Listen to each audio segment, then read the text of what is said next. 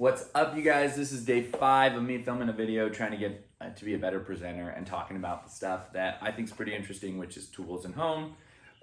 Today I want to talk about 2 tools that effectively solve the same problem for me, and one of them is a impact wrench and the other is a cordless ratchet. I think this video is maybe more of a rant than it is informational because I want you guys to tell me the answer to my question, which is why one and not the other. I will say I have seen the impact wrench much more commonly used in YouTube videos and other things that I see folks trying to do projects with. Excuse me. But I bought the cordless ratchet as my first introduction into this segment, and I love it. It's been awesome.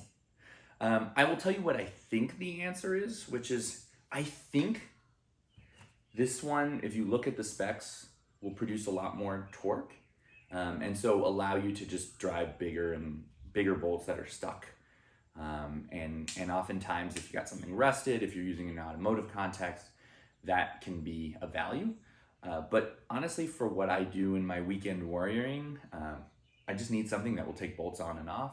Nothing crazy, and this guy has got me through a lot. So first, let's talk about the cordless ratchet, and please drop some knowledge on me. I have struggled with this question, and at least for the quick 2 searches I did on YouTube, did not feel like it was adequately answered. So cordless ratchet, this thing is just intuitive, right? It looks the way a manual ratchet should. It's got the forward and reverse right up here.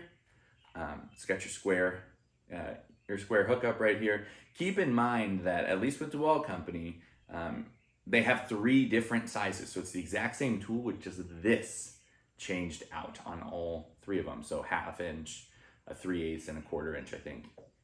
Yeah, something like that. So anyway, that's kind of annoying because you're effectively buying 3 tools, just if the bolt's bigger or smaller. I think the one that has like the 3/8 actually does have a bit more power. So that just for clarity, that is also the same. That is also true of the impact wrench. So that's not different.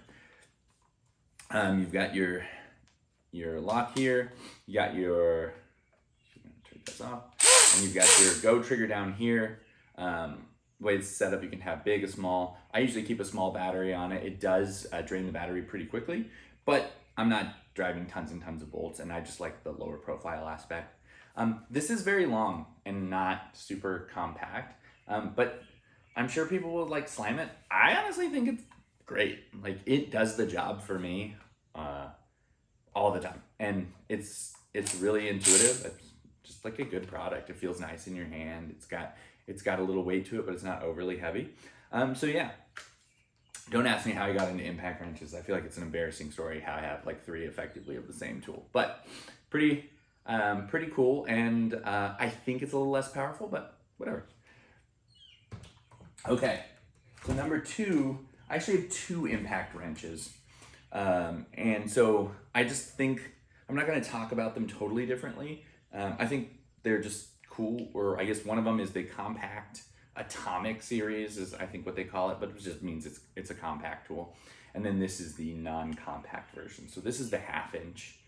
And this thing is a beast. You can look up, people have videos where they show like torque curves and stuff like that. And this thing is a monster. If you want to take off the bolts on your car, or some sort of rusted bolt, or just like the biggest, meanest, baddest dude on the playground, this is what's going to take it away for you. And then this one looks like a drill, fits nicely in the tool bag just because it's not this huge honking thing. It's got some really cool features too. It looks like, kind of a newer setup here. Let me see. You can see it's got this awesome button. So if it's a bolt, a screw, a 1, a 2, you can change the torque level and the aggressiveness of it. It works like a drill. You got the forward back. Here, I'll put this in. It is pretty cool. So I definitely like the feel of it. I like how small it is. The one thing I don't like, and which I didn't even think about when I was buying this, is I believe it's called the Hog Ring Anvil. So this little guy right here, if you can see, right? These are different. So obviously you can see with this one, you've just got that little ball that sticks out that kind of holds the bit on there. And then this one uses the ring right here. I will say I have a very strong preference for the ball. The ring is solid. So I'm sure for folks that is just absolutely a must-have in many situations. But for me, like no joke, putting something on, I need to grab pliers to get it off. And that just makes it insanely annoying. I've heard from other videos that I've watched that eventually this ring gets looser and so it's not as crazy. And then eventually the ring has to be replaced. I'm sure everything has to be replaced eventually, but I've never had an issue with this. On and off, no problem. It has the right amount of pressure and I really like that. And this thing is, honestly, I thought it was broken. Like the first time I had to like look up videos and check the manual to verify I hadn't just like permanently gotten something stuck on that. So yeah, I am not sure why this like hog ring is so difficult to use, but presumably you'll never get a bolt stuck on there because it is stuck on your tool. Yeah, I don't know. I think the biggest thing for me is just trying to figure out where these two fit in the universe. I mean, I get this, like you're not gonna do a big job with this ratchet. I think of this, again, a weekend warrior, jobs around the house, little stuff like that. This honestly works. This thing, beast mode, right? But like, when would you use one versus the other? So yeah, I don't know. Tell me, please. I'm endlessly curious. I want to know which is better. Maybe the specs are different.